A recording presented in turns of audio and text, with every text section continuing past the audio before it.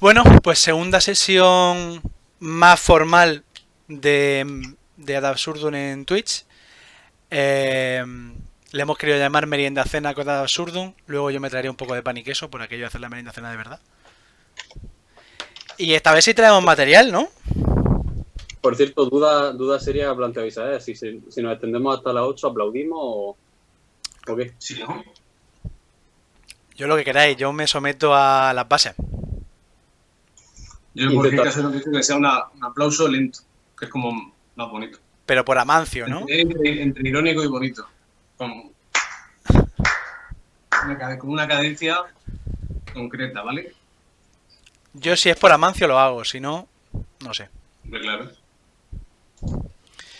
Bueno, pues hoy vamos a hablar un poco de charla de mierda inicial, mientras se mete más gente.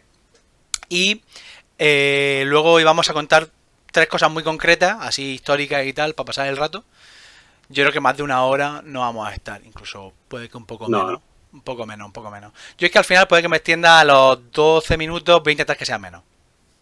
Es que al final me pongo a mirar cosas y son interesantes y yo qué sé, por culturizar un poco. Bueno, ya veremos si culturizamos. Sí, esa es otra. Entretener o culturizar o las dos cosas. Y luego hay una cosa, y es que tengo un... Esto me va a costar, ¿eh? Como nuevo en estos mundos.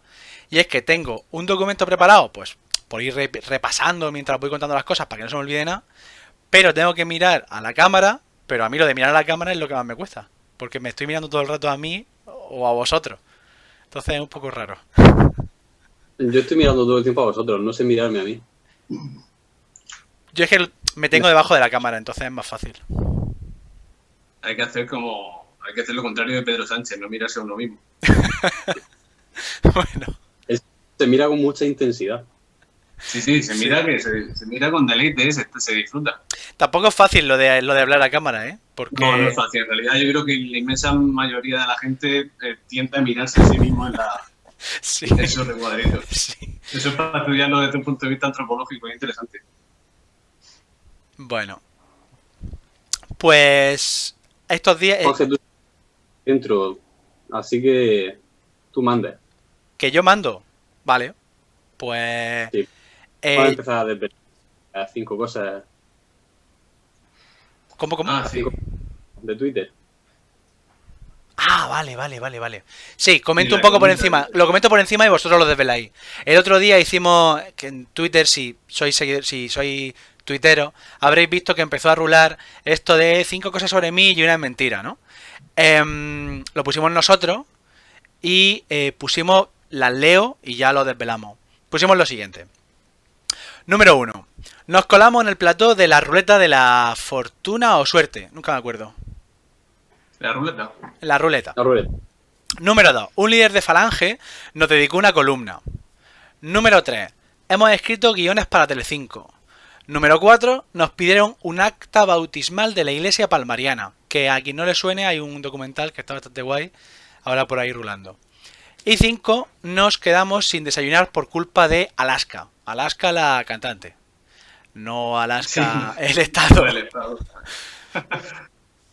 Y nada, esas son las 5. Si alguien quiere comentar, yo voy leyendo los comentarios, si consigo encontrar el lugar correcto. Y yo os digo, si alguien dice algo. Pero ahora mismo ha no. habido variedad. ¿Ha habido variedad? ¿En Twitter lo tienes tú a mano? Creo que han dicho todas menos la 2. Es decir, la 2, que es un líder de Falange, nos dedicó una columna. Eso lo dan como muy verídico y con bastantes probabilidades de ser cierto. Uh-huh. Pero la que más sale la 3, voto por la 3, la 4, la 5, la 3, la 1, la 3, la 4. Bueno. La mayoría de la gente ha dicho. La mayoría de la gente ha dicho la 3. Sí. Bueno, ¿empezamos por la primera o desvelamos la que? Vamos contando de una en una y ya desvelamos la que toque. La primera que era, hemos dicho... Nos colamos en el plató de la ruleta. Exacto. Pues cuando queráis. Esa es cierto. Esa es verdad. Esa es verdad. El polígrafo dice que es verdad. Además con funestas consecuencias. Sí. Sí. Todo ese día, todo ese mismo día fue un cúmulo de pequeñas desgracias. Fue el día que visitamos los estudios de A3 Media para hacer en directo y en presencia física nuestras intervenciones en Por fin el lunes de Onda Cero. Y bueno, nos dejaron sueltos, digamos, pasearon un ratico por ahí por los estudios de A3 Media, domingo, vacío, todo. Y nosotros, pues como niños ilusos e inocentes, pues nos paseamos por ahí y abrimos puertas y trasteamos un poco. Vimos no el set de rodaje de Jugones, pero lo que sí vimos, Jugones o como coño se llame. No, el Chiringuito. O sea, el Chiringuito de Jugones. Creo que era la redacción. Vimos la redacción del Chiringuito. La redacción, pero al fondo se veía el plató. Sí. O sea, estaba todo. Pasamos por la puerta de los informativos de Antena 3. También. Hicimos un periplo interesante hasta que nos detuvieron. Hasta que nos detuvieron. Bueno, yo recuerdo abrir la puerta. No recuerdo quién la abrió, tú la abriste tú, David. La puerta de lo que es los estudios de la ruleta. Sí, estaba el coche. Juanje, hubo un momento en el que vino el guardia de seguridad que Juanje no estaba. Sí, tuve una urgencia, había unos baños que estaban muy bien al lado y dije, oye, esperadme un segundo que voy a sentarme un poco por aquí. Sí, pero el guardia no opinaba igual. El guardia, recuerdo oírlo hablar con los guardias que decía, hay tres, sé que hay tres. Claro, en ese momento éramos solo dos, pero parecía que es un comando terrorista, pero bueno. Total que salgo, me lavo las manos, todo con mucha calma y tranquilidad porque nos habían dado permiso para darnos una vuelta por ahí. Y cuando salgo me encuentro a estos dos un poco alejados donde estaban antes y a un señor al lado, o sea, un guardia de seguridad. Y el guardia de seguridad no tenía buena cara, no estaba muy contento. Y nada, pues me acerco y acompáñame o algo así, no acompañarme, no tal. Y nos sacó de allí, nos echó la bronca. La bronquita. Y entonces habló con uno de los de la radio y esto no puede ser, porque no sé qué. Nosotros, yo qué sé, si nos han dado permiso, nos han dado permiso. En fin, la segunda es un líder de Falange nos dedicó una columna. Esta la podemos decir brevemente. Esta es básicamente... Es cierto. Sí, esta es cierta. Cuenta tú, David, cuenta tú. No digo que esa la ha acertado todo el mundo se la esperaba, no sé por qué, la verdad, pero todo el mundo se la esperaba y es básicamente pues que el antiguo líder de Falange, que no sé cómo se llamará en Falange ese cargo, presidente, secretario general o lo que sea, pues leyó una entrevista nuestra e hizo como que se había leído el libro y redactó toda una columna criticando nuestro libro, pero en realidad las cosas que estaba diciendo eran cosas que decíamos en la entrevista, no cosas que decíamos en el libro. Ay, y lo mejor del asunto fue eso, que criticó el libro a través de una entrevista. Magnífico. Eso ha pasado más de una vez también, lo digo. Lo de gente que ha criticado al libro o a nosotros mismos sin haber leído nada. Bueno, la gente ya sabemos cómo es. Dice Sopranillo en el chat que David a más de 5 FPS, vaya estafa. O sea, que súper fluido. Entonces es verdad que la gente quiere Q3. Quiere Q3. Vale, la tercera... Me duele mucho no saber estar dándole Q3 a la gente. Yo creo que mi pantalla reflejada da un poco de Q3.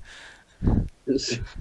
La tercera opción, o sea, el tercer acontecimiento era que hemos escrito guiones para Telecinco. Esa es por la que más gente ha apostado que es falsa. Y en efecto es falsa. Es falsa. Aunque podría haber sido cierto perfectamente también, pero bueno. Esa es la falsa. De momento es falsa. Podía haber sido cierta porque además estuvimos a muy poco de escribir guiones para, no Telecinco, pero sí el grupo, para Mediaset. Pero bueno, eso se queda ahí. Eso mejor todavía no lo contamos, dentro de un par de años. Vale. Cuando no haya ningún tipo de cosa legal de por medio. Son archivos clasificados. Sí. La opción 4 es que nos pidieron un acta bautismal de la Iglesia Palmariana. Insisto en que es muy interesante buscar información de la Iglesia Palmariana. Si no la conocéis, en nuestro blog podéis poner ad absurdum Iglesia Palmariana. Tenéis una entrada de hace bastante tiempo. Pero hay un documental que está muy bien, mucho más extendido y mucho más documentado que nuestra entrada, por supuesto, y dramatizado, que está bastante curioso eso. Que vamos, esta es cierta, o sea, las otras dos que quedan son ciertas. Y es que nos escribió por Facebook un señor preguntándonos, después de haber escrito esa entrada, que si teníamos acceso de alguna manera a la iglesia palmariana. Le dijimos que no, y que era una entrada, pues, en fin, divulgativa y tal. Pero el señor era de Sudamérica, no sé si de Paraguay o... Perú. Me suena que era peruano. Peruano, vale. Peruano. Y nos dijo que es que él estaba, su acta bautismal había pertenecido a la iglesia palmariana, a la secta palmariana, y claro, para conseguir ese tipo de documentos, pues tela. Si veis el documental veréis mucho de cómo funcionan o cómo han funcionado y todo eso. Pero el documental está muy bien porque una de las cosas que yo no sabía tanto, no tenía tanto conocimiento, es el alcance internacional que tenía el asunto. Se venían familias enteras de Alemania, de Irlanda y de no sé dónde Y para sacar la pasta. a quedarse ahí en el cortijo, ¿qué? Hay que decir que habéis contado la historia media, que nosotros somos gente muy solícita y cuando nos piden algo lo hacemos. Y nosotros lo hicimos. Contactamos con la iglesia palmariana para pedirle el acta bautismal. Lo que pasa es que nos respondieron que no nos podían dar esa información, que teníamos que ir directamente, presencialmente allí a solicitarla y demás. Y no nos la querían hacer llegar. Entonces ya le pasó a esta persona y ya no sé si es... Es decir, teníamos que ir al Palmar de Troya directamente, ¿no? Claro, claro. El caso es que yo no recordaba esto, como suele pasar. Si no tenéis nada que hacer cuando pase la cuarentena, echamos un viaje a Sevilla. El caso es que allí yo creo que la cuarentena está funcionando bien, ¿no? En la iglesia del Palmar. Sí. Ellos llevan varios años en cuarentena. Preparándose. La quinta, dejo que la contéis porque tampoco recuerdo muy bien, pero creo que fue, pues, en Onda Cero también. Nos quedamos sin desayunar por culpa de Alaska. Sí, concretamente, bueno, fue que Alaska se quedó dormida. Alaska iba siempre antes que nosotros, por fin los lunes. Y al parecer pues se había quedado dormida o no contactaban con ella o algo.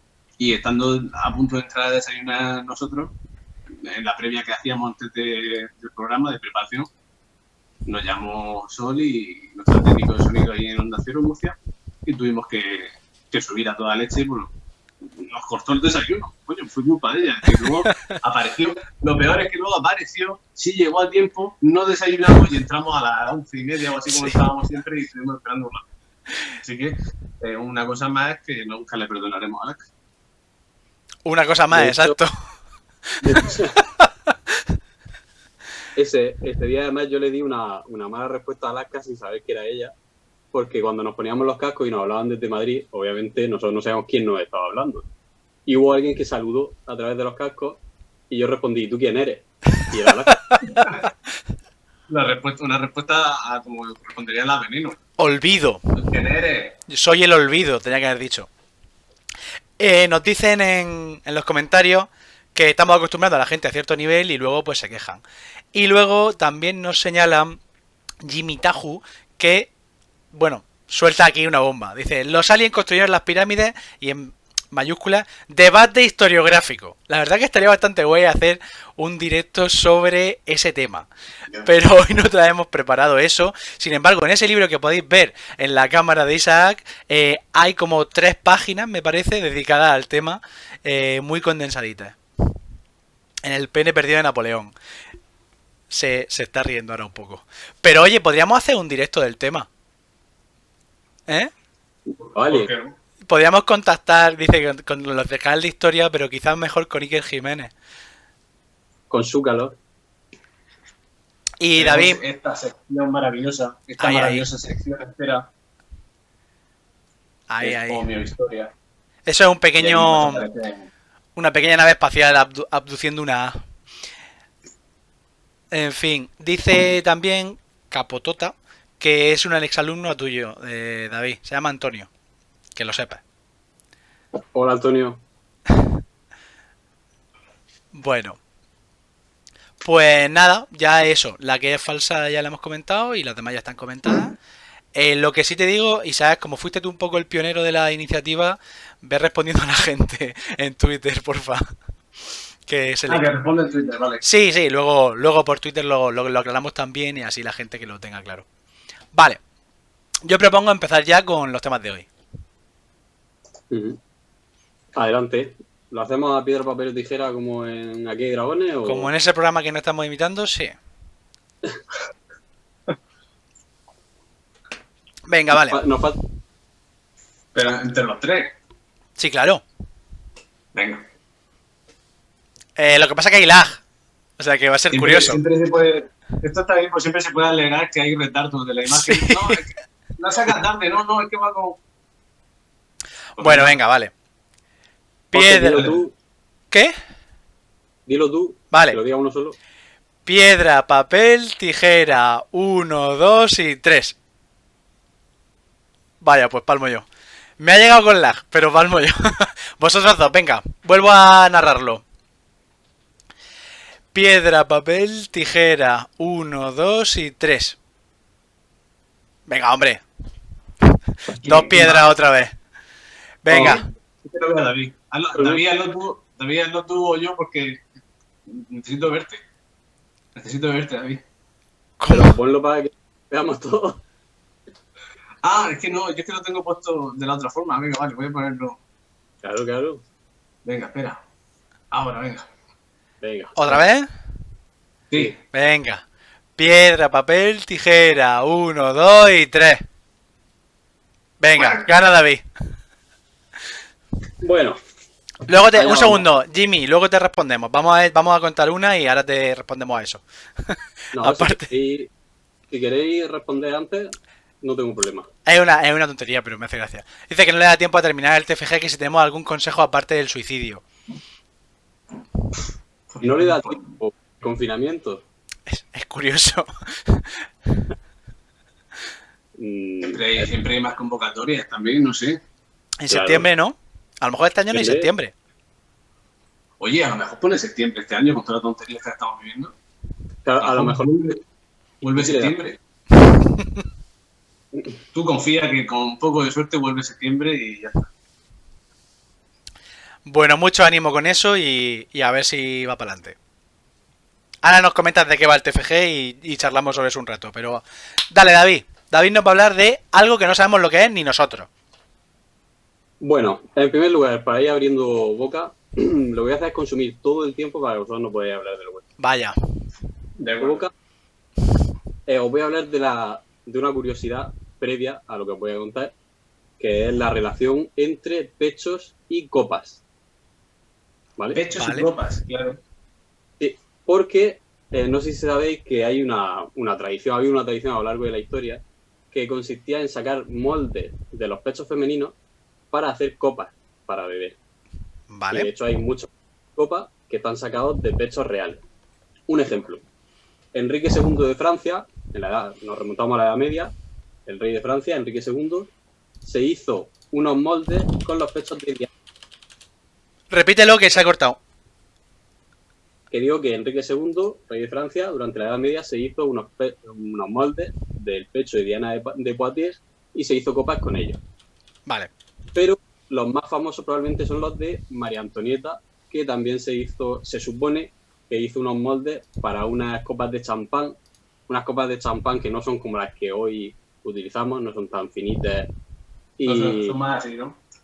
son más y con menos fondo, ¿vale? Más planas, mucho más anchas y más planas, menos fondo. Ah, vale. Pues la mujer de la que os voy a hablar hoy es una mujer a la que también le sacaron moldes y también se hicieron copas con sus pechos, ¿vale? Eso era simplemente como curiosidad. Os voy a hablar de esta mujer que os paso por aquí, a ver si Juan se la puede pinchar, Voy. que es Elizabeth Miller.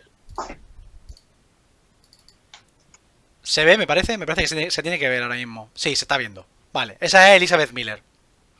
Sí. Elizabeth Miller, más conocida como Lee Miller, seguro hay gente en el chat que ya seguro que la conoce. Esta mujer es muy conocida para unos, totalmente desconocida para otros. Yo no sé quién es. Vale, perfecto. Mejor. Es una mujer que yo cuanto más leo de ella, ahora que no me escucha mi pareja, más me enamoro de ella. Lee Miller nació en 1907 en Nueva York, ¿vale? Estadounidense.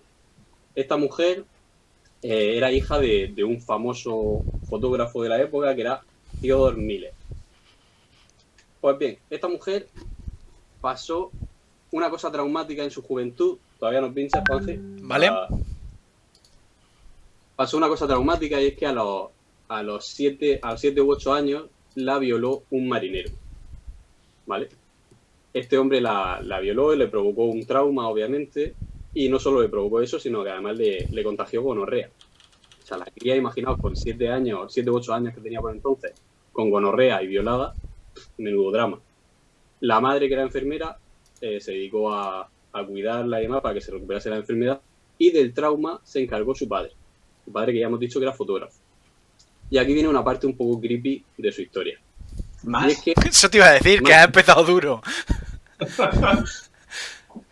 a este hombre le dijeron que su hija iba a pasarlo muy mal a lo largo de su vida con el sexo a raíz de la experiencia que había tenido, y entonces le dijeron que tenía que normalizar, incorporar el sexo como algo normal en su vida. Y entonces él intentó hacer terapia. ¿Cuál fue su forma de hacer terapia? Pues empezar a retratarla desnuda. Él iba con su cámara y la hacía posar desnuda como modelo. Y ahí os he pasado 2 fotos censuradas por si Instagram nos hacía algo. Vale, primera por ahí. Creo que se está viendo ya. Sí. Estas son de cuando ella ya era adolescente. A veces la retrataba ella sola, otras veces con sus amigas, como se puede ver en una de ellas. Voy a poner la otra. Un segundo. Yo no sé si esto es legal, ¿vale? En Twitch. Pero bueno, aquí está. Está censurado, ¿eh? Sí, bueno. He tapado los pezones. Yo, de primera... Yo no soy psicólogo. Ni experto en todo esto. Pero a lo mejor este tipo de terapia, no sé. Vale, es que la parte creepy es esa. Porque mucha gente duda de que ese marinero sueco, que era sueco o noruego, no me acuerdo, existiese realmente. Y que probablemente la violación la cometiese algún miembro de la familia. Ah, mucho mejor. ¿Vale? La Pero historia se pone más interesante. David, esto es súper gracioso. El caso es que esta mujer se recuperó. No sabemos si la terapia del padre funcionó, pero ella convirtió el sexo en algo totalmente normal. Empezó a convertir eso que hacía con su padre, posar desnuda, en un negocio. Y estando en Nueva York un día, se cruzó con un hombre que era Conde Nast. Conde Nast. Nast. No sé si os suena. Me suena a un Nast, el que hacía los dibujos en Estados Unidos, el del caricaturisco, no sé cómo se dice, caricaturizador. El Eso, burro de... ese. Pues no es ese. Vaya, Ese era John Nash. vale. Conde era el fundador de la revista Vogue. ¿Vale? La revista ¡Ojo! Vogue, pues él se la encontró por la calle. Dicen que fue un encuentro muy fortuito, muy de película, que ella iba a cruzar, pasó un coche muy rápido, entonces él la cogió. Muy de película eso.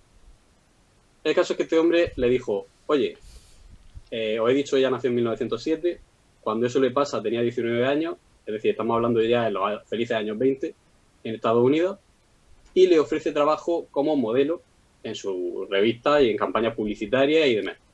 Ella acepta y se convierte en la modelo más cotizada de Estados Unidos en plenos felices años 20. Imaginaos lo que eso significa.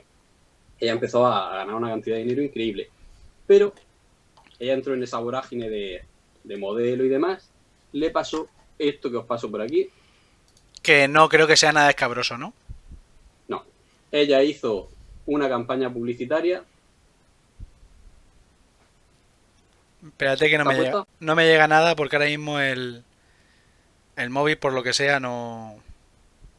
Vale, ella Ya. hizo una campaña publicitaria anunciando un producto. A ver si algunos sabéis cuál es el que le causó la ruina. ¿Qué producto pudo promocionar? ¿Lo pongo ya? Que creo que lo he puesto sin querer. Sí, dale. Le doy. Ella fue la primera mujer en anunciar compresas y tampones. Vale. Y aquello para la época fue un auténtico trauma. Un drama que ella hiciese eso. Fijaos la doble moral, ¿no? Que ella podía posar desnuda en revistas, posar para su padre y que todo fuese normal, pero no podía anunciar compresas. Aquello fue el fin de su carrera como modelo.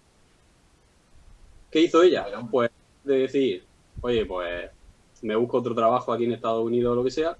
Dijo, pues como a mí lo que siempre me ha gustado es el arte, el foco artístico de esa época era París.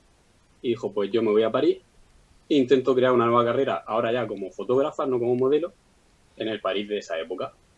Y se presentó en el Café Montparnasse, que es muy conocido. El Café Montparnasse era donde se reunían los principales artistas de la época, sobre todo el círculo de los surrealistas. Y se presentó a un hombre que seguro que conocéis, que es Man Ray. Vale, sí.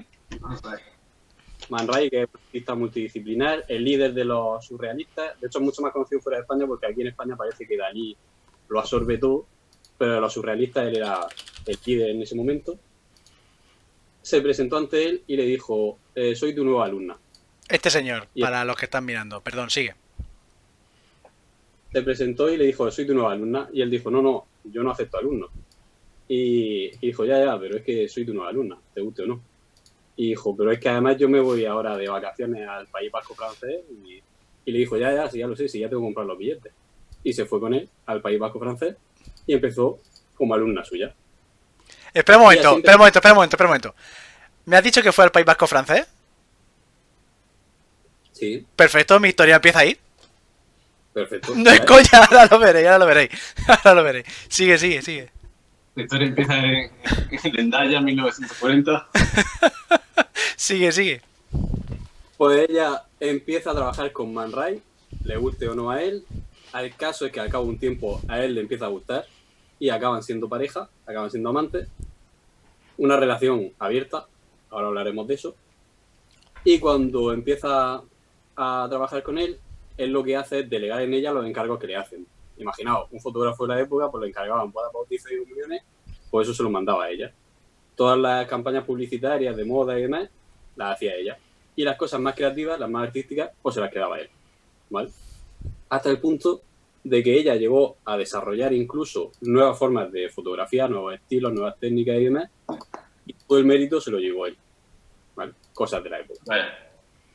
Me suena. El caso es que en esa época empieza a conocer a gente en París que todos conocemos como Picasso, Paul Éluard, como Chaplin, y empieza a entrar en un círculo de gente hiper conocida. Os paso algunas fotos por aquí.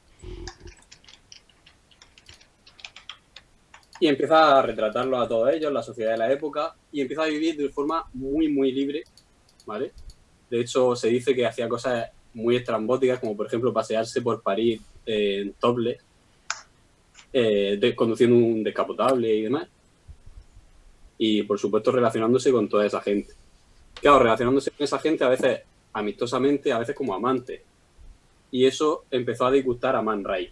Y he leído por ahí, sobre todo en artículos de estos de periódico, de El Mundo, ABC, El País, todo esto, que hablan de esta mujer, dicen que le fue infiel a Man Ray. Sin embargo, Man Ray era de estos artistas de la época, de los vanguardistas, que decían, no, aquí amor libre para todos y demás. Pero claro, amor libre, si lo practico yo, si lo practica mi pareja, entonces ya no. Ay. Y eso es lo que nos pasó. Cuando ella empezó a hacer esas cosas, a él no le gustó, él se puso celoso en lo laboral, pero también en lo emocional. Y al final acabaron rompiendo. Al cabo de un tiempo, ella conoció a un millonario egipcio y se fue a Egipto con él para seguir haciendo reportajes allí de fotografía y demás. Estuvo casada con él, de hecho. Pero llegó un momento en el que veo que la vida esa de lujo y todas esas cosas que él le ofrecía, que a ella no le iban. Que ella quería más aventura, quería buscarse la vida por su cuenta. Y acabó volviendo a París. No sé si habéis visto las imágenes que he pasado con Picasso. Pues sí, voy a enseñar alguna, perdón. Picasso se convirtió prácticamente en su mejor amigo, estando ahí en París. Picasso era muy de ir sin camiseta, ¿no? También. También, sí.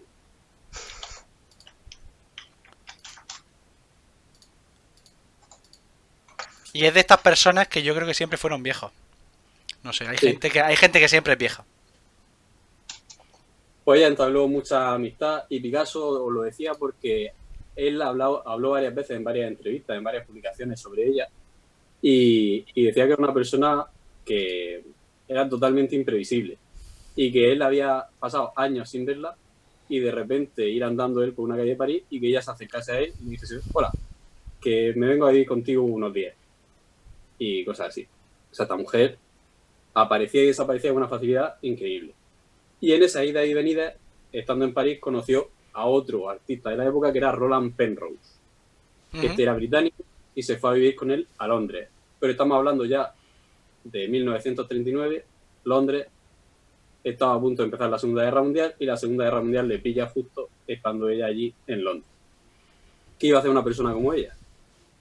Alistarse en el ejército inglés. No alistarse, pero casi. Pidió que la acreditasen como corresponsal para ir a la guerra. Pero claro, era mujer. Las mujeres no tenían permitido acercarse al frente. Así que no había ninguna revista que quisiera darle permiso para eso. Las revistas de la época, digamos, fuertes a nivel de corresponsales y tal, como era Time y todas estas, pues se negaron. Y al final, ¿cuál fue la que aceptó? Espera. Sí. La de Hugh Hefner, Playboy. No. ¡Ay! Casi. Pues no sé. Pues la que aceptó fue Vogue, otra vez. Ah, coño, es verdad. La revista Vogue, fijaos que era la última que esperaría y que tuviese corresponsales de guerra, pues envió a Lee Miller al frente y además ella consiguió lo que no consiguieron otras corresponsales de la época, que era cruzar la línea de frente, o sea, llegar hasta la línea de frente y retransmitir lo peor de lo peor. ¿Vale? Y aquí viene la parte interesante, que es probablemente la parte más conocida de su vida. Y es que como ella iba en la avanzadilla, ella descubrió cosas terribles, como por ejemplo los campos de concentración. A los primeros militares que llevaban un campo de concentración, la fotógrafa que llevaban era ella, ¿vale? Digamos, en el video oficial. Y tuvo la suerte de poder colarse en la casa de Hitler.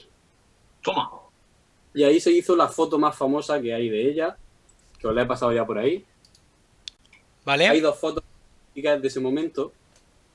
Vale, un segundo, que voy con retraso porque no me avisa de que llega. Sí. Voy a enseñar la de ella en la... A ver. Sí. Ella ¿Quieres decir que Hitler tenía una foto suya en la bañera? Sí. Probablemente la foto estaba puesta en otra parte de la casa y ella la colocó ahí. Vale, esta es ella vestida con el uniforme de guerra. Y aquí hay una en una cama, ¿puede ser? Esa es la cama de Eva Braun. De Eva Braun, ¿vale? Se retrató en la cama de Eva Braun. ¿Hay una fusta quizá o un látigo en la pared? ¿O es imaginación mía? Estás echando tú mucha imaginación. Vale. Y una bañera. Y la foto más conocida es ella en la bañera de Hitler, en el baño personal de Hitler. ¿Vale? ¿Qué es esta foto de aquí? Se metió en la casa de Hitler, se metió en la bañera, se desnudó. Según ella, quería quitarse toda la mierda que había acumulado en los campos de concentración que había ido descubriendo en su paso por el frente. Hay una foto de Hitler en el lateral. Me hace gracia en la bañera. La foto que os he pasado no se ve completa, pero sobre la cama de Eva Braun había otra foto de Hitler. Hombre, ya era hora. Y para que veáis un poco lo que ella se encontró... un segundo, preguntan si la foto de Hitler la puso ella o estaba allí en la bañera. Yo me imagino la puso ella, pero no lo sé, la verdad. Y la misma persona que ha preguntado eso te pregunta a ti, Isaac, ¿de qué reserva es tu Coca-Cola? Pues... 0-0. De hace 2 días. Vale. Pero el vino es de 2009. Vale. Me lo traje, me lo regaló un amigo francés hace ya 8 años. Y lo tenía ahí en la reserva para una cuestión de esta de fin del mundo, apocalíptica. Y el otro día, ayer, decidí abrirlo y dije yo, digo, hay 2 opciones, o está muy bueno, un reserva buenísimo del año 2009, o está malo. O está malo, y yo no lo sé ver, o está muy bueno porque me lo estoy tomando y no hay ningún problema. O sea que he decidido ya hacer un calimocho con un reserva. Vale, y luego... A esto nos está llevando Pedro Sánchez. Y luego, siguiendo la historia de David, estoy poniendo ahora mismo la foto que tiene de un soldado hablando con un señor en un estado un poco perjudicado. Sí, esa imagen es de un guardia de las SS hablando con un soldado estadounidense. Vale. El de la SS es al que le han reventado la cara. El perjudicado, ¿no? Y luego voy a poner... No sé si es esta o esta. Lo que estáis viendo son las imágenes más suaves que he encontrado porque os pasaré el enlace, lo pondremos luego cuando colguemos el podcast o lo que sea, porque hay un archivo fotográfico suyo colgado en internet en el que se pueden ver todas las imágenes que ella hizo, por eso salen algunas con la marca de agua. Vale. Y ella vivió la liberación de los campos de concentración, o sea, imaginaos lo que se encontró. Se encontró también los cuerpos de los familiares de miembros de la SS y demás que se habían suicidado y demás, como la imagen esa que he puesto ahí. Vale, sí, un segundo. Y ella se convirtió también en la primera persona en retratar los daños que causaba el napalm en la guerra. Pero ya esas imágenes no las he puesto porque son muy desagradables. Está feo, sí. De hecho, he quitado rápido la de la señora ahí tumbada. Pues nada, ella cuando vuelve de la guerra, imaginaba el panorama, ella pasó un estado, un síndrome postraumático y se dedicó al alcohol, a alcoholizarse. Y ya ahí terminó su vida como modelo, como fotógrafa y demás, pero mantuvo sus relaciones, su amistad con Picasso. De hecho, Picasso se encargó luego del cuidado de su hijo, que es el que ha creado ese archivo fotográfico y demás. Se siguió relacionando con otros artistas, con escultores como Henry Moore y eso. Y a que no adivináis a qué se dedicó los últimos años de su vida. Es que una señora que lleva tal trayectoria no tengo ni idea. Claro. A lo de los sujetadores. A jugar al dominó. A Antes. hacer anuncios de Tena Lady. Se dedicó a la cocina. Se Ah, convirtió en profesional. Ya lo que le faltaba para hacer ese círculo que había creado ahí. ¿en qué año muere? Pues no me acuerdo. Es que debería apuntar esas cosas. ¿Cómo se llama? Repite el nombre. Lee Miller. L-E-E. 21 de julio del 77. Me dicen por aquí 77. Con 70 años Y murió de cáncer. de cáncer. Madre Y mía, nada, vale. quería explicar la figura de esta mujer que hizo muchísimas aportaciones al mundo del arte, de la técnica y demás, y que está un poco olvidada y que muchas veces cuando aparece publicada en los periódicos solo se recuerda por esa parte de modelo y demás. Pues una historia muy graciosa. ¿Sí? Muy... Es lo que queríamos, lo que veníamos aquí a pasar el rato bien. No, pero las grandes biografías tienen esto, coño. Es que si te pones a explorar en las personas y en las grandes personalidades, te pues, si rascas te encuentras tanta mierda. De principio a fin, la señora. No, pero tiene cosas buenas y cosas muy malas. No, a ver, la parte de cocina, pues yo creo que sería normal. A lo mejor se quemó un día un poco un dedo. A mí me ha gustado la foto del nazi quejándose. Sí, Muy Con toda la cara destrozada y joder, que me han pegado mucho, que me han pegado muy fuerte. Y yo trabajo. Os recomiendo que entréis al archivo fotográfico y veáis las fotos, porque muchas merecen la pena, ¿eh? os dejo en el chat el nombre de la señora, por si queréis, Lee Miller, por si queréis echarle un ojo a las fotografías por internet. Si alguien quiere ir comentando algo de la historia, que lo vaya comentando por el chat y decimos y añadimos lo que sea. Pero por cambiar, aunque volvamos ahora, Jimmy Tahu, que era quien ha comentado lo del TFG, dice que es del Egipto de los Ptolomeos, el TFG. ¡Fua! Yo ya ahí no entro, suerte. Buena suerte. Buena suerte. Es que Egipto... allí no hay nada bueno, ojo, en el Egipto faraónico, luego está bien. Claro, es que ese ya no es ni faraónico prácticamente. Eso es Grecia. Eso ya Esto es hay Roma. Grecia. Como la entrada, no, cuando se publicó en el español la noticia esa de Cleopatra era griega. Bueno, ya lo sabemos. No era Sorpresa. como descubren Para nadie. ¿Cómo repite? que el titular era algo así como descubren que Cleopatra era griega. Sí. Dice Jimmy de nuevo que si cuentan como dinastía sí o no, debate. Sí, ¿no? Hombre, hay Yo no gente... tengo- Hay gente No tengo que... ni idea acerca del tema. Yo tengo un poco más de idea, que es que hay gente que lo corta que corta el asunto con con Alejandro Magno. Y que lo de antes sí, lo de después no. Que ya después pues son esta monarquía helenística, etcétera, etcétera. Pero bueno, oficialmente sí. Vamos a decir que sí. Y... Bueno, es que, espera, es que interesante. Dice que le escribió Josep Padró y dice que es egiptólogo, uno de los más importantes, si no el más importante de España, ya muy mayor, tendrá 80 y mucho. Y porque no lo puso en una cronología de un libro suyo, no puso a la dinastía tolemaica. Pues muy bien que hizo. Lo curioso del asunto es que Padró, por lo menos en la excavación que está ahora, porque nosotros curiosamente tenemos a un conocido, a un amigo, que trabaja con él desde hace más de 10, 12, 13 años, no sé, por ahí, en Egipto. Y él no trabaja Egipto usualmente, no trabaja Egipto faraónico, de hecho suele trabajar más bien un Egipto romano paleocristiano. A ver, han sacado de todo, pero sobre todo trabaja eso. O sea que es curioso que al final termina un poco con todo. Alguien me vendrá ahora que Padró también ha trabajado Egipto faraónico, bla, bla, bla. Yo digo lo que conozco. Bueno. Hasta ahí la primera historia. Pues si queréis procedo yo con la mía. Venga, dale caña.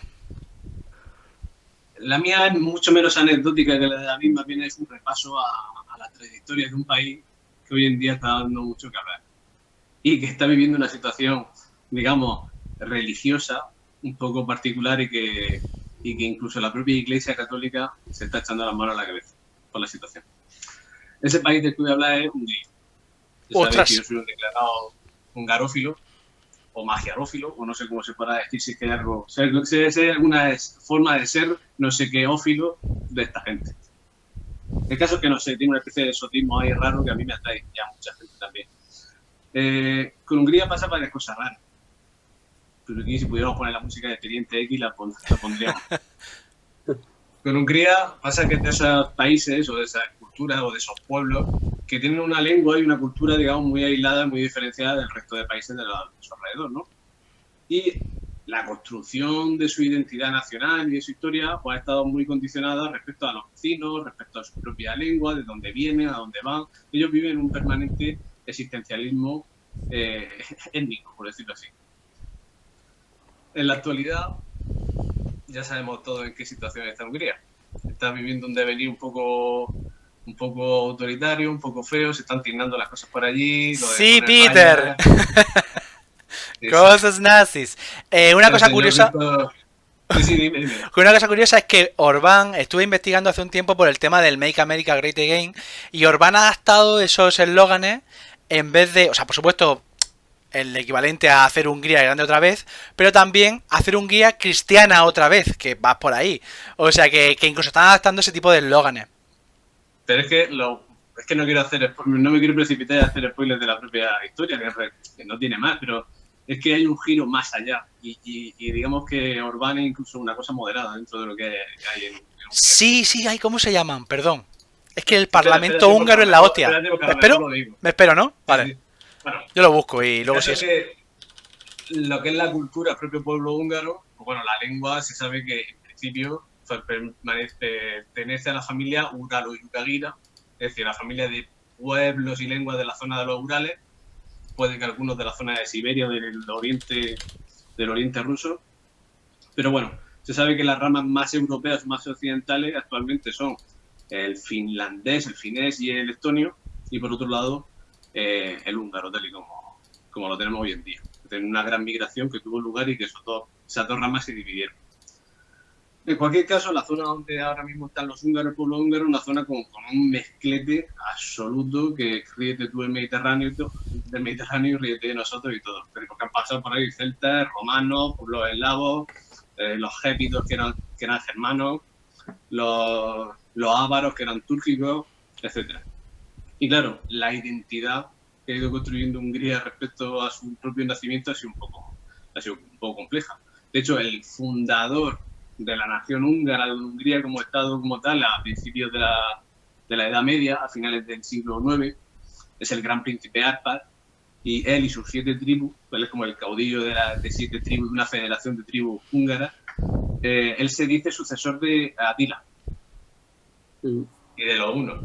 Claro, la afiliación, digamos, étnica o lingüística que puedan tener los unos con los húngaros no es tal. Y eso está más o menos demostrado que no sucedió así. Ahora bien, también es cierto que los propios hunos no tenían una unidad, valga la redundancia, valga la... Sí, era un mezclete curioso. Era un mezclete también étnico, era más bien una federación de pueblos y no había una unidad. En eso, ahí tenemos que hacer una recomendación, una vez más, retirando a la Universidad de Murcia, porque de eso se escribió en las monografías de Antigüedad y Cristianismo de la Universidad de Murcia, se escribió una monografía como tal que es Los hunos, tradición e historia de Susan Borg, 1992. Diría que eso está de hecho online, o sea que creo que se puede consultar. Sí, está online, de hecho voy a pasar por aquí por nuestro grupo, voy a pasar el enlace. Voy comentando mientras, precisamente hace poco en el seminario de batallas que se hizo, impartí la clase de, pues ahora me acordaré, la de los campos cataláunicos, en la que se enfrentan a Atila, a Ecio y muchos otros. Es curioso porque muchos especialistas dicen que la batalla importante no fue esa, sino una posterior, que no me acuerdo del nombre, en la que de hecho, por lo que decíamos del mezclete de la Confederación Una, básicamente fue una batalla entre ellos. Varias de las fuerzas interiores se pelearon y acabó todo el Imperio Uno porque ellos mismos lo abocaron, vamos, se pelearon entre ellos y tal. Pero es que al fin y al cabo no es que fueran los hunos un pueblo gigantesco que está aquí y tal, sino lo que tú dices, que eran en realidad muchísimos pueblos confederados. Exacto. Bueno, espera, ahora mismo no lo encuentro, pero vamos, es eso. Es no, un libro de 1992 de Antigüedad y Cristianismo. Nos ponen el nombre real de Hungría, que es... Claro. Magyarország. Claro, el nombre es Magyarország. Vale. Que es como la tierra de los magiares. Magyar, los magiares. Y la verdad que yo he visitado Hungría y he visitado Transilvania. Y a nivel étnico yo no sé si puedo llegar a extraer alguna conclusión. Es verdad que en Transilvania la gente he visto los ojos más azules que puedes ver en una persona, en un ser humano. Es decir, transparente. No sé si eso responde a algún tipo de... Imagino que sí, simplemente por el aislamiento geográfico de esa zona y tal. Pero bueno, en Hungría actualmente, durante desde el siglo XIX, el romanticismo y el nacionalismo y eso, pues no ha habido nada más que producción sobre de dónde vienen, de dónde son, de qué raza son exactamente y tal. La cuestión es que muchos de ellos, siguiendo la tradición del gran fundador de la nación, de Arpad, del gran príncipe Arpad, aquí ya está, encontré esto. Voy a pasarlo. Ellos... Uy, no sé dónde. Bueno, no puedo. Bueno, ellos tienen esa identidad, digamos, relacionada con lo uno. Y eso ha llevado a que en la actualidad los grupos más nacionalistas de Hungría, como fieles, digamos, gente cercana y fieles a los partidos Fidesz y Jobbik. Fidesz ahora mismo es el de Orbán, ¿no? El partido, digamos, ellos dirán que es un poco como de centro derecha, de orden, democristiano, etcétera, pero bueno, se puede equiparar a una extrema derecha de aquí o de cualquier sitio de Europa fácilmente. Te la convalidan, ¿no? Se convalida. Se toma la convalidación. Pero es que luego entonces ya después de eso está Jobbik, que Jobbik son directamente, pues, bueno, por no decir nazis, pero no quiero decir nazis, pero son nazis.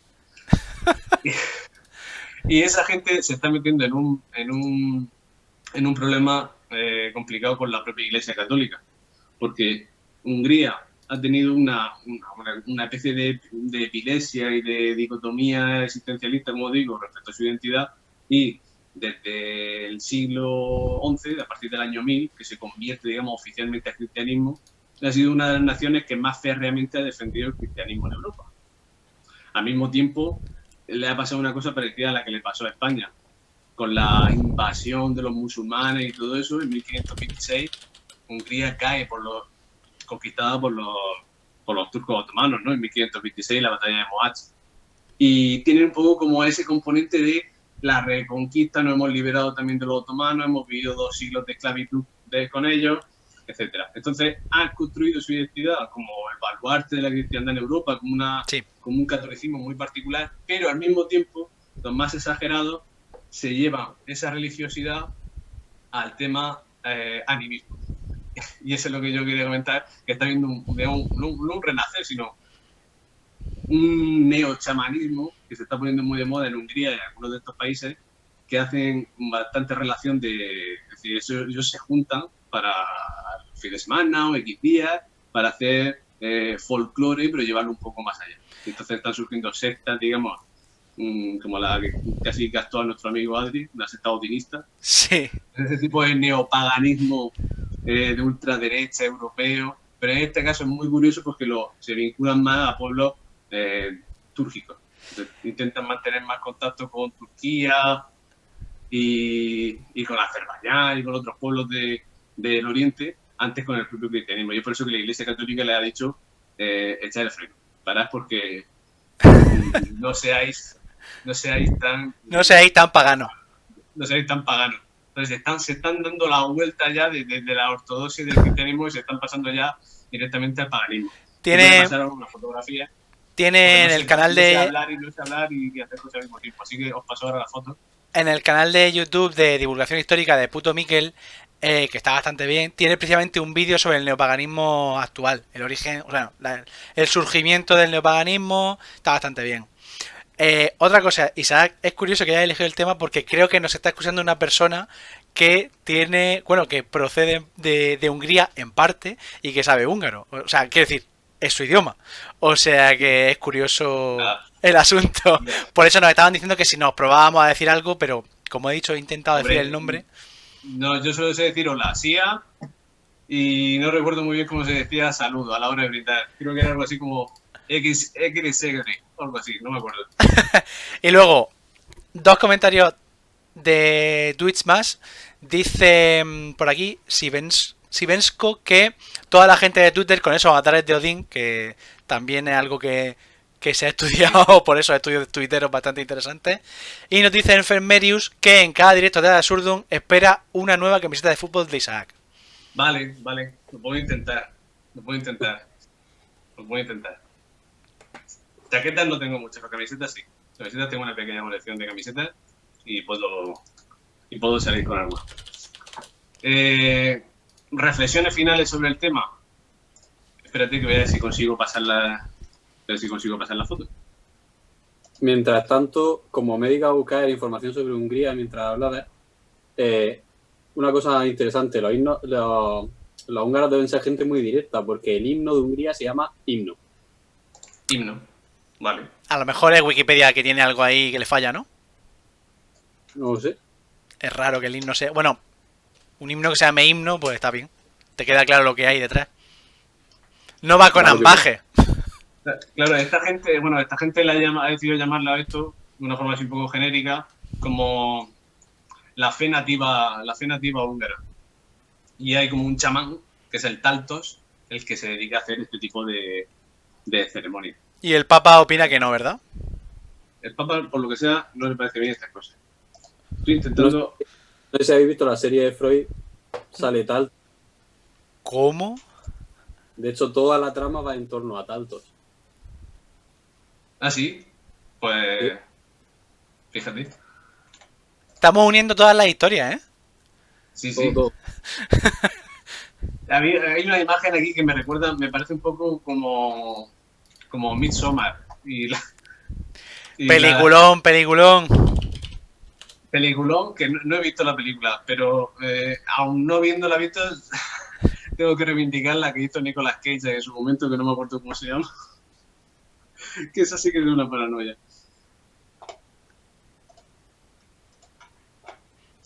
¿Qué va a pasar? Ve contando. ¿O ha llegado ya? A mí no me llega nada. No. Joder, macho. Con una foto. Vale. Qué dinámico, qué televisivo. Sí. Muy dinámico, sí. Ahora. Nos piden, por si acaso yo voy contando, nos piden que hablemos del supuesto gran miembro de Fernando VII. Ja. Temas candentes y que generan debate. Debate de actualidad. Nos piden eso, que podemos emplazarlo a un siguiente directo. Si a alguien le parece correcto. Vale, antes de ir con el pene, que siempre da gusto ir con un buen pene. Es verdad que esto es un poco Midsommar, ¿eh? Ahí tenéis ahí consigo pasar la foto y un poco Midsommar, sí. Pero no os imagináis a Abascal haciendo algún tipo del Tíber o algo así. Claro, es que aquí si quisiéramos girar la tuerca en ese mismo sentido, tendríamos que pasarnos ya el nacionalcatolicismo nuestro y tirar por algo también, algo celtíbero, algún rito betón o alguna cosa así. Claro, hablar de- Yo la ultraderecha española tradicional nacionalcatólica no, pero eso sí estoy dispuesto a abrazarlo, porque no, claro. Están chulas las fotos, ¿eh? Pues hay más. Pero bueno, no voy a perder más tiempo aquí peleándome con esto. Y bueno, dos corrientes, digamos, que ellos también tienen debates internos. Entonces, los debates internos son entre seguir lo que se llama el turanismo, que es, digamos, el neochamanismo o el paganismo más turco, protúrgico, y el tengrianismo, que es como el rito, la ortodoxia mongola o mongol. Sí, ortodoxia mongola, está bien dicho, aunque suene raro. Es que claro, estoy viendo que el Jobbik en ideología es bastante curioso porque pone turanismo húngaro, pero luego tienes palabras tan curiosas como atrapalo todo, que yo no conocía ese concepto, que es un partido atrapalo todo, es decir, que intenta gastar a todo el mundo como UPyD, Sí, por eso ejemplo. suele ponerse a los partidos puramente populistas que... Pues, Vale, como UPyD, ¿no? que cualquiera es bienvenido a la secta esta, al neochamanismo este. Sí, sí. Y nada, pues eso me ha dejado la reflexión, 3 reflexiones. Lo bien que se adapta la Iglesia Católica en un principio a los nacionalismos de cada sitio, o al revés, los nacionalismos de cada sitio que bien utilizan a la Iglesia Católica y el catolicismo para generar sus propias identidades. Segundo, cómo estarán las cosas en Hungría para que ese propio nacionalismo que ya de base tan bueno te da la Iglesia Católica quieras darle una vuelta de tuerca y más allá, cómo estarán las cosas. Y tercero, quiero hacer una reivindicación, igual que hemos hecho otras veces, que hemos criticado los mercados medievales. Quiero hacer una nueva crítica y es los análisis de ADN, los kits de análisis de ADN que te regalan para decirte que eres un 20% de Burundi, un 20% de Finlandia. Es una magufada y una metida muy gorda. Eso ya lo hablaremos otro día con más detalle, pero tela. Tengo un colega detrás Y de... hay empresas, como han dicho antes, un compañero ha dicho por ahí, empresas con el casquito espartano o una figura de Odín y tal, que eso echa peste eso. Tengo un colega detrás de hacerse con kits de eso, que no sé hasta qué punto será fiable. Disuádelo porque eso no sé. Es que se sabe... Claro, es lo que hemos dicho antes de los unos, los húngaros y tal. Es decir, tú puedes medir una afiliación genética, pero no una nacionalidad. Yo puedo ser español y a lo mejor mi abuelo era marroquí melillense y mi otro bisabuelo era vasco y el otro era de Cuba. Y luego en el epígrafe que ponen 20% español. Lo de español puede ser mezcla de 4 cosas, una nacionalidad no es una genética, no es... Pero bueno. Bueno. Hay algún canal de divulgación, no recuerdo cuál era, de divulgación científica, que se ha dedicado a hacer la prueba varias veces con la misma empresa y cada vez le da un resultado distinto. Pues seguro, si eso tiene una pinta que no... eso apesta. Vale. Pues si queréis, como llevamos ya una hora, que al final lo vamos a alargar, si queréis yo me lanzo ya. Vale. Sí, son las 8. Ah, bueno, aplaudimos. Bueno, hemos dicho aplauso lento y qué más. Nada, Y sentido, ¿no? Claro. No, hay que aplaudir bien, ¿eh? Hay que aplaudir bien, que esto es por el bien común. Venga. Por todo podamos aplaudir por la cultura. Que se oiga, que lo oiga Miguel Ángel.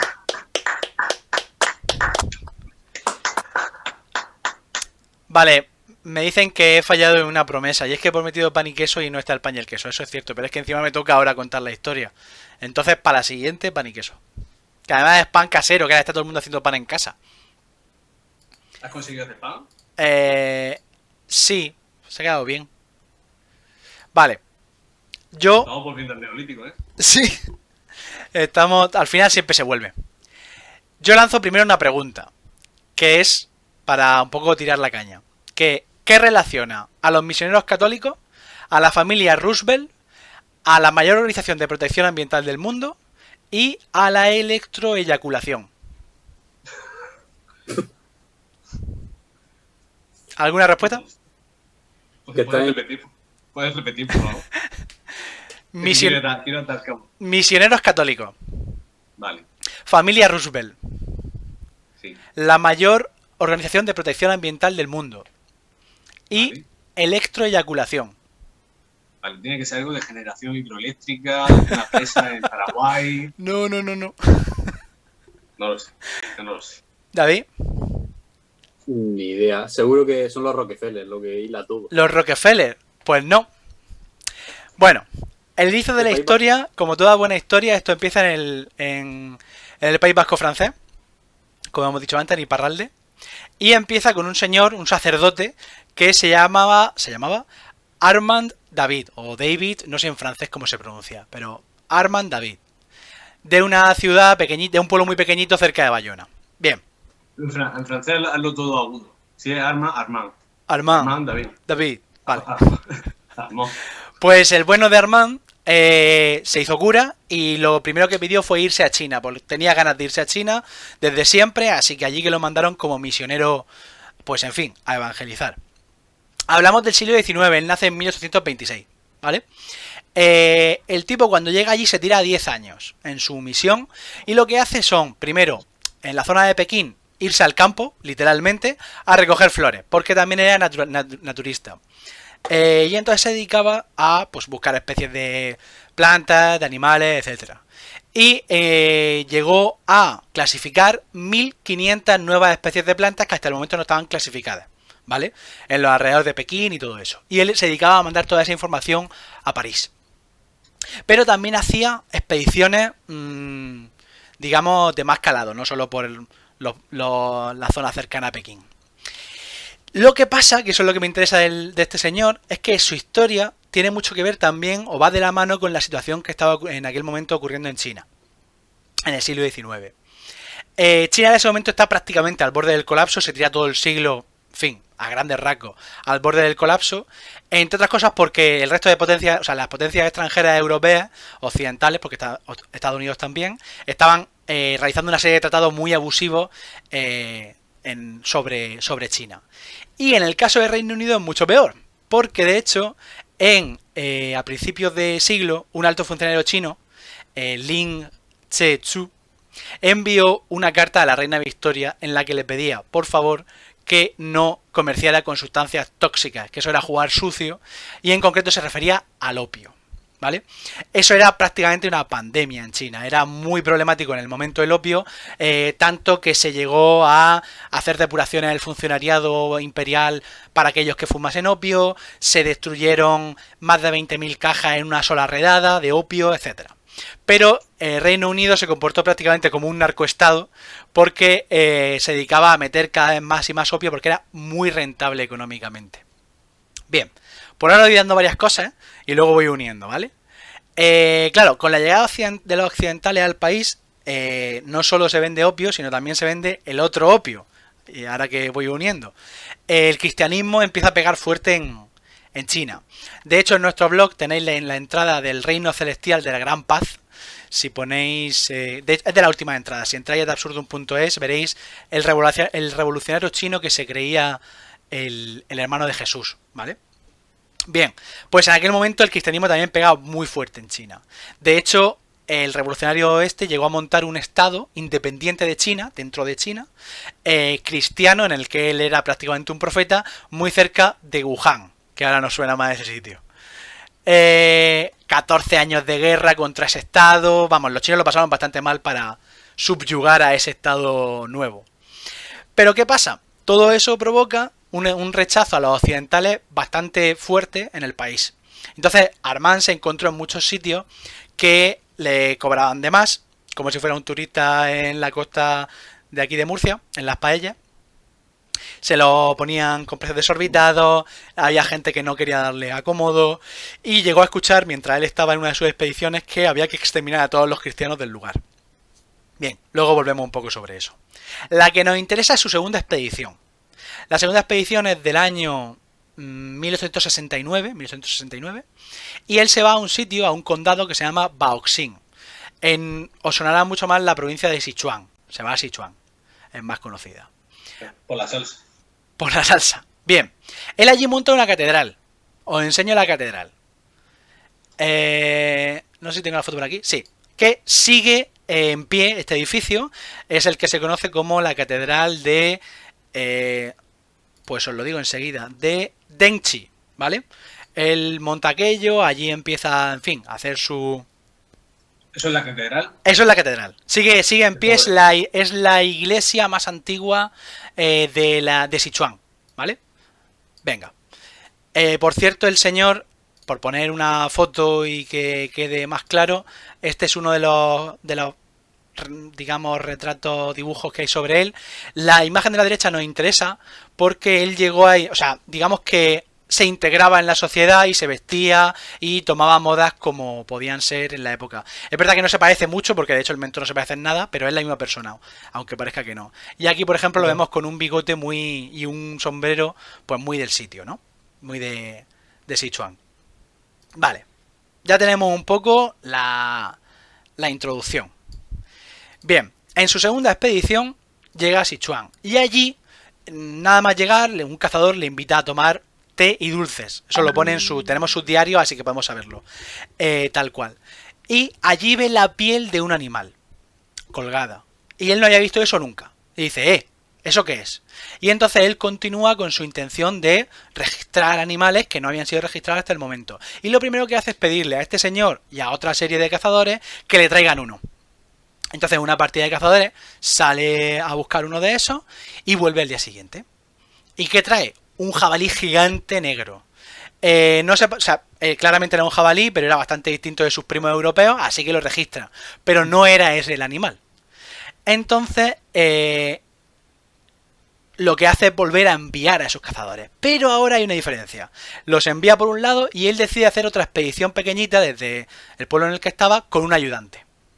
Lo que me hizo gracia fue que en el diario, al volver, apuntó en qué narices estaba pensando. Porque fue un suplicio el viaje. Dice que durante 4 horas estuvieron suspendidos en rocas. Bueno, por cierto, consejo, en Google Maps, si ponéis Sichuan y le dais a la visión de satélite, veréis que aquello es pues muy montañoso. Bien, durante 4 horas se movieron de roca en roca en lo alto, aferrándose a árboles, a raíces. Todo lo que no era vertical estaba cubierto de nieve. Estoy leyendo su diario. Pero afortunadamente los árboles y arbustos les impedían ver con claridad las profundidades sobre las que estaban suspendidos. Llegaron de milagro vivos, pero llegaron. Días después vuelve la otra expedición, la expedición de los cazadores. Y esta vez traía una cosa, que era lo que él quería. El oso joven de color blanco y negro que estaba buscando. Es decir, un oso panda. Ojo, porque una historia tan tonta, pero en realidad es el momento en que el oso panda entra en la historia global. ¿Por qué? Aunque suene muy eurocéntrico, porque tiene que venir el señor europeo a decir que hay un oso panda, literalmente, ahora contaré un poco de las fuentes, no había registro de osos pandas y ni siquiera la gente de la zona, evidentemente sí habían tenido contacto, pero no tenía mucho contacto, pero en China en general no era conocido el animal. Bien. No había constancia hasta entonces en Europa de los pandas. En Europa ni en China. Ni en China tampoco. Hasta 1869. Lo comento un poco más en profundidad. Armand fue el primer occidental en verlo. Eso sí que se sabe seguro, o por lo menos que haya constancia.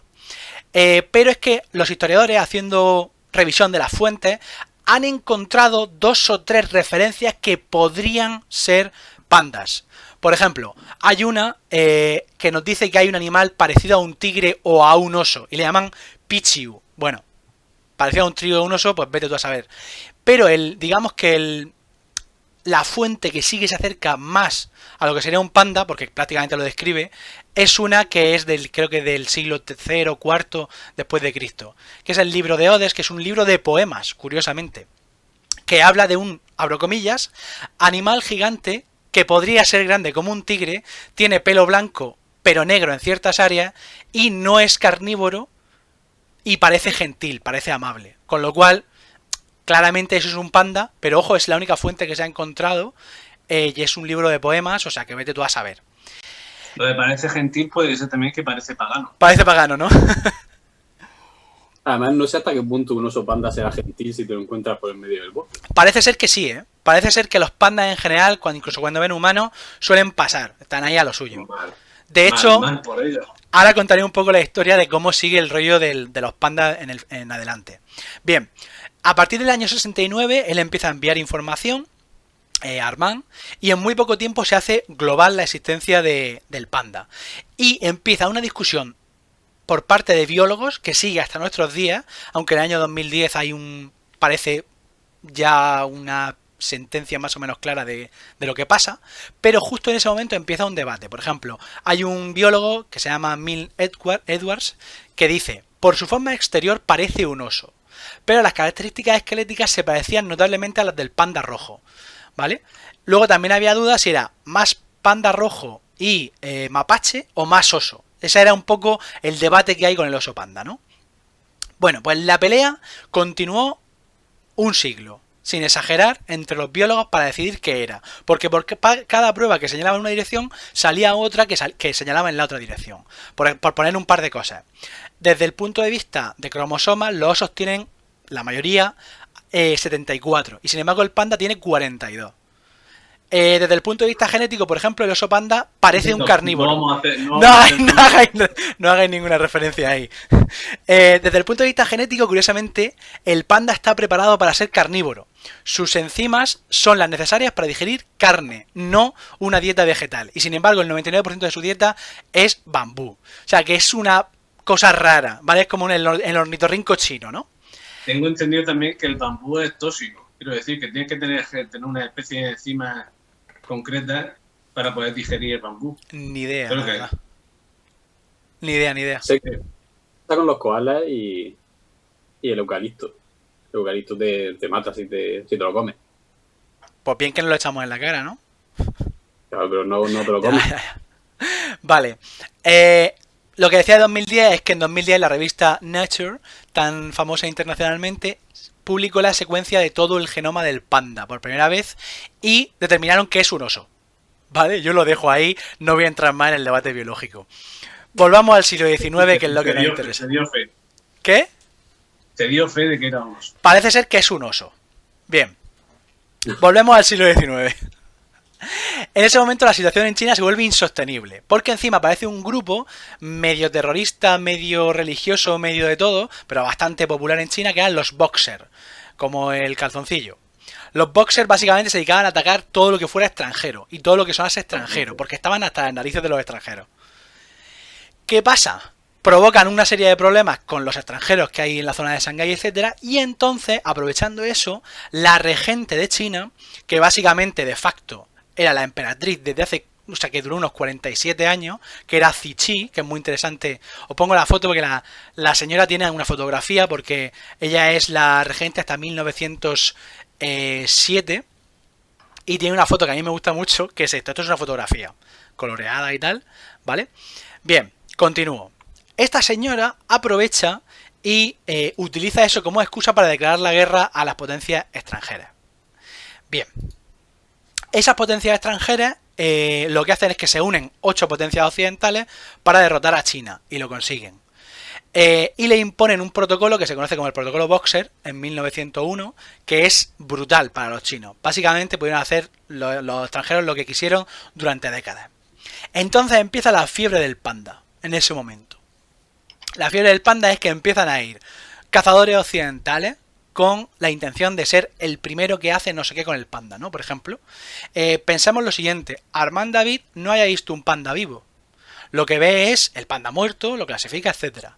Bueno, pues en el 16, un misionero australiano, lo que decíamos antes de los pandas, de lo que hacen cuando ven a gente, describió un encuentro en 1916 en el que había un animal blanco con algunas manchas negras encima de un roble muy grande y muy robusto, dormido.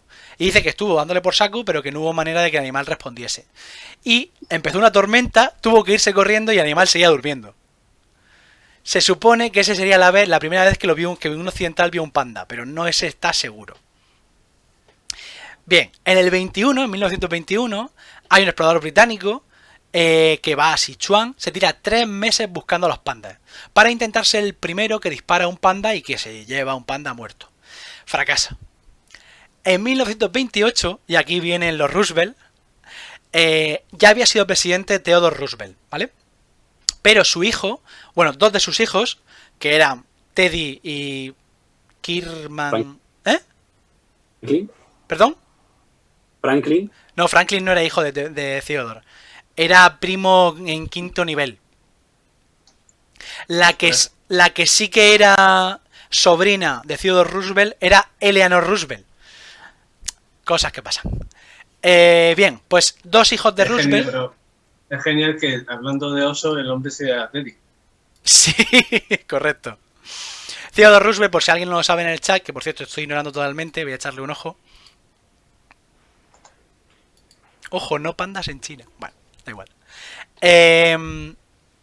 Teddy Roosevelt era famoso, el presidente, precisamente por sus cacerías.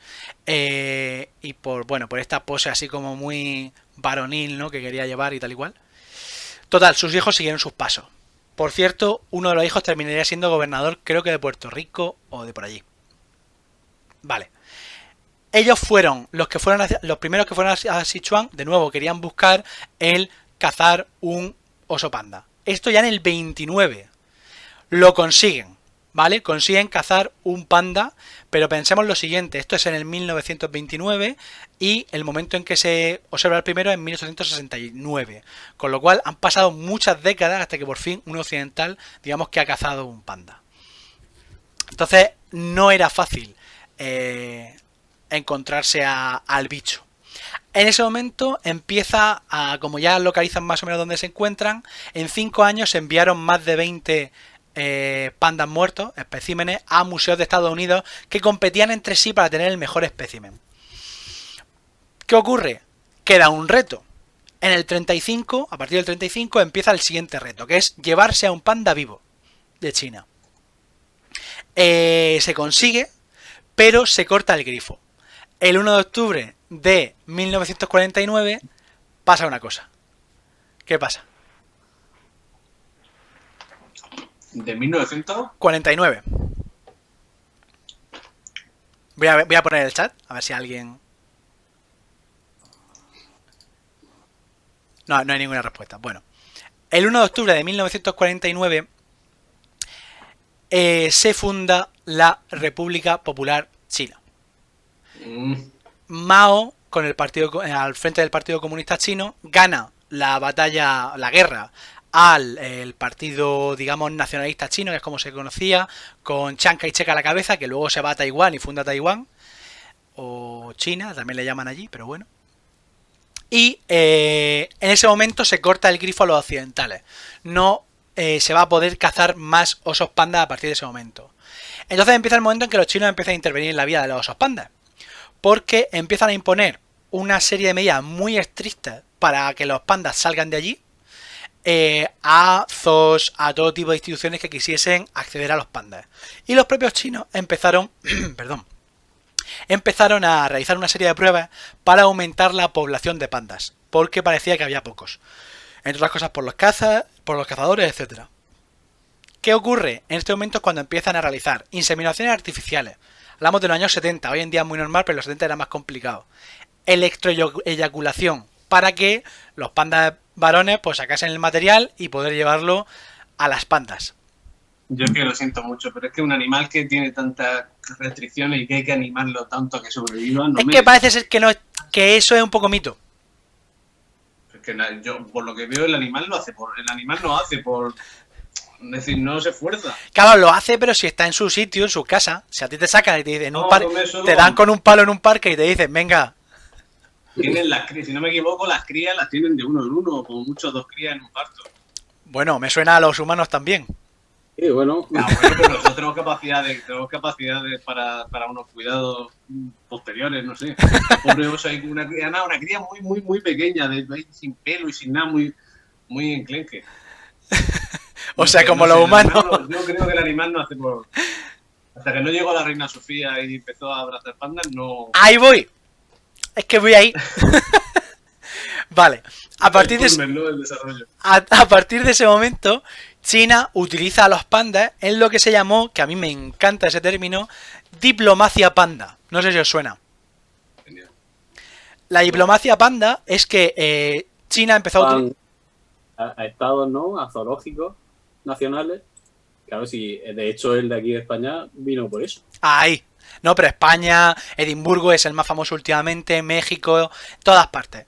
Lo que hacía China era utilizar la figura de los pandas, que son así muy monos, muy bonitos y muy tal, para un poco venderse al extranjero.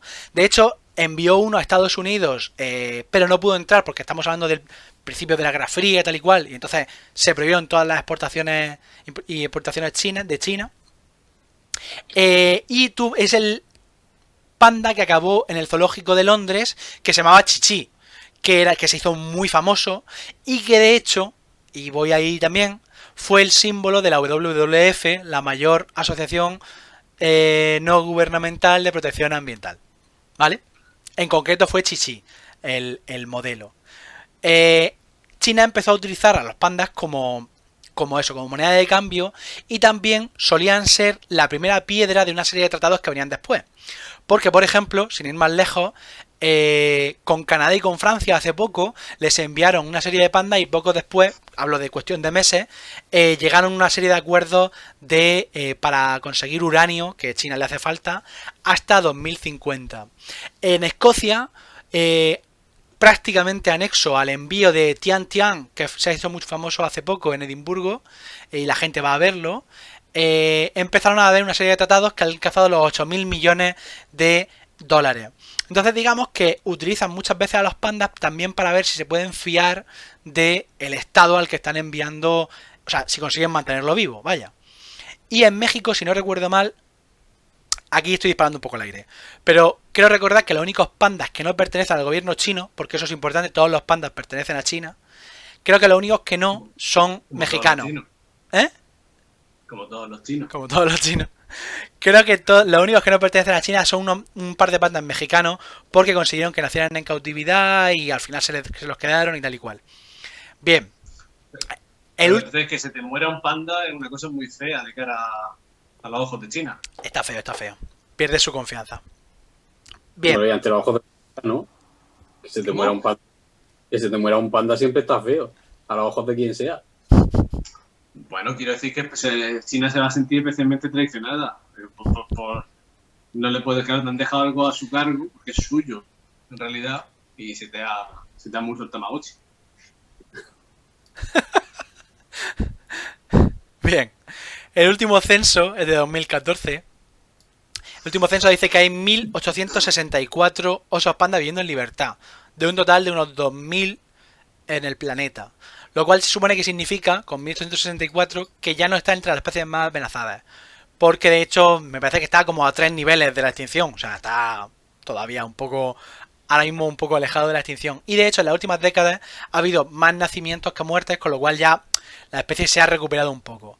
Entonces es curioso, y por eso lo traigo, como un animal que en 1868 apenas se conoce, ni siquiera en la propia China, de repente se ha convertido en una imagen internacional, un elemento de tratados internacionales, y es pues prácticamente un icono, que por eso el WWF lo coge, de eso del peligro ambiental, de las especies, etcétera.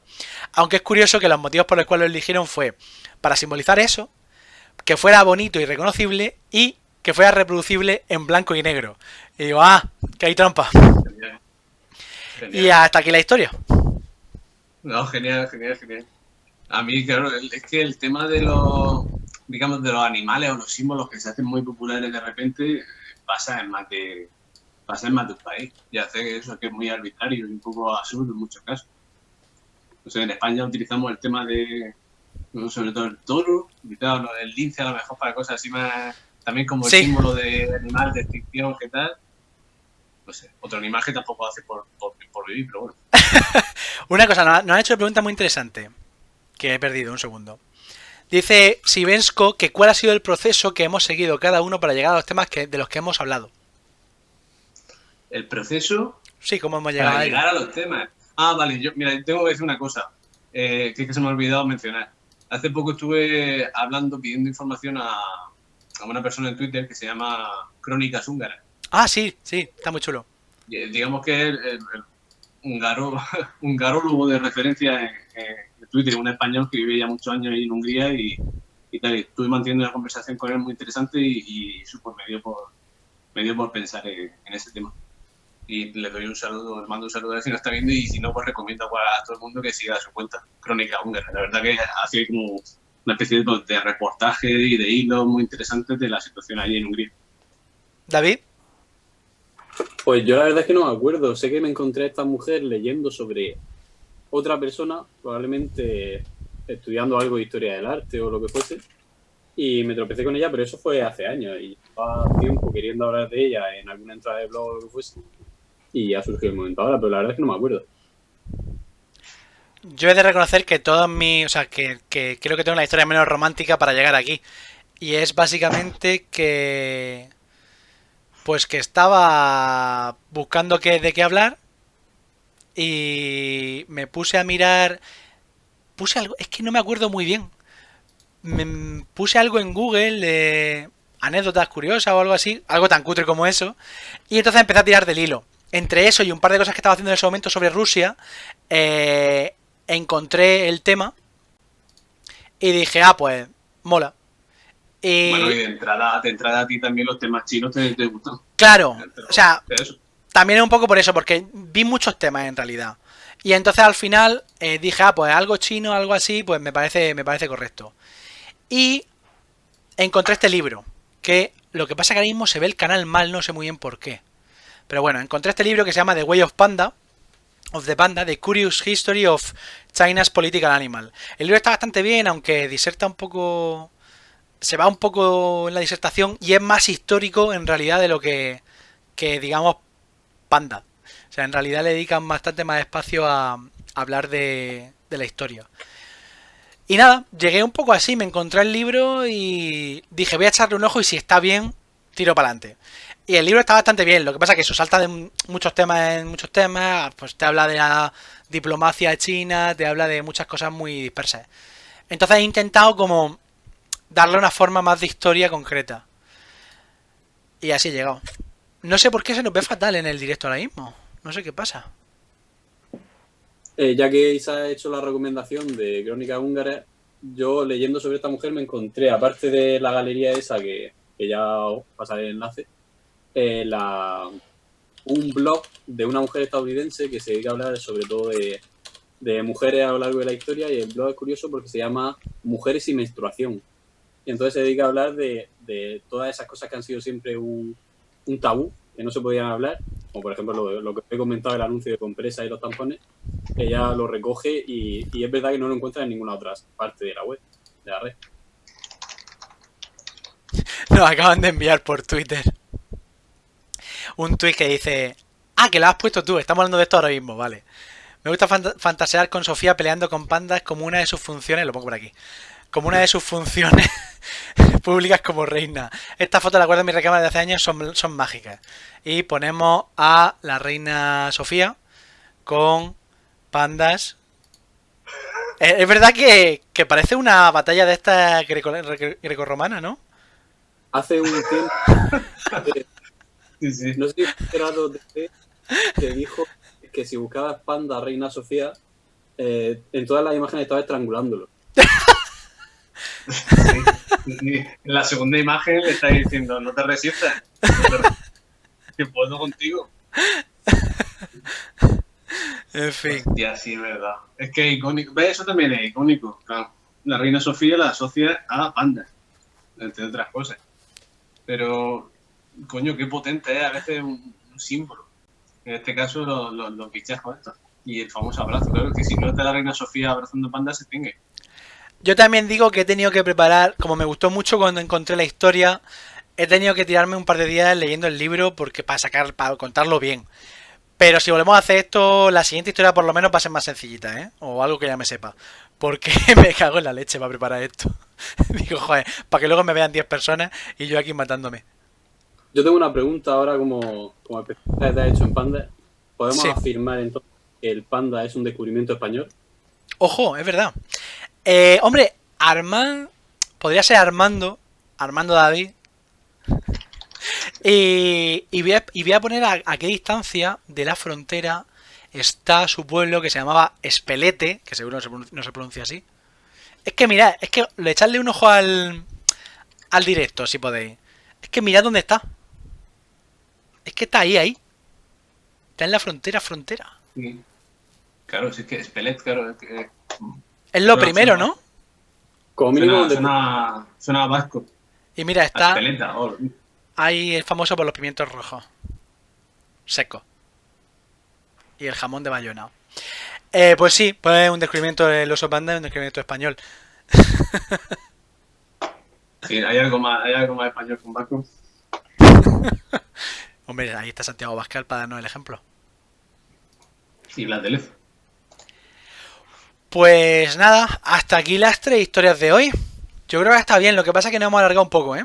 Que al final estamos en la hora y media, me parece.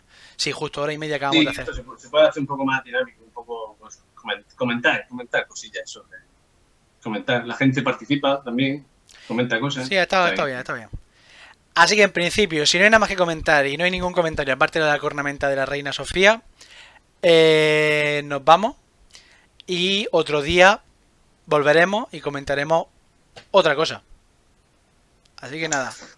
Pues lo Pues que lo que se mande. Pero eso sí, para el próximo nos van a poner algo, así que mientras voy diciendo, para el próximo vamos a hacer merienda cena de verdad, ¿vale? Cada uno se trae, yo que sé, por ejemplo, el otro día se me ocurrió porque Isaac estaba con un bizcocho. Y dije, pues mira, es buena idea. Algo así. Y luego nos piden sí o sí 2 cosas. Debate de aliens y construcción de pirámides y el pan y el queso. O sea que yo lo dejo ahí. Bueno, pan y queso seguro. Oye, hablamos del queso y los gusanos. Seguro que eso es súper entretenido. Oye, pues nada más que leer lo que es el documento de lo que el propio tío argumenta está muy gracioso. Sí. Bueno, nada. Muchas gracias por vernos y nos veremos en alguna fecha indeterminada que ya comentaremos por alguna de nuestras redes sociales. Hasta luego. Vale, anda escondido.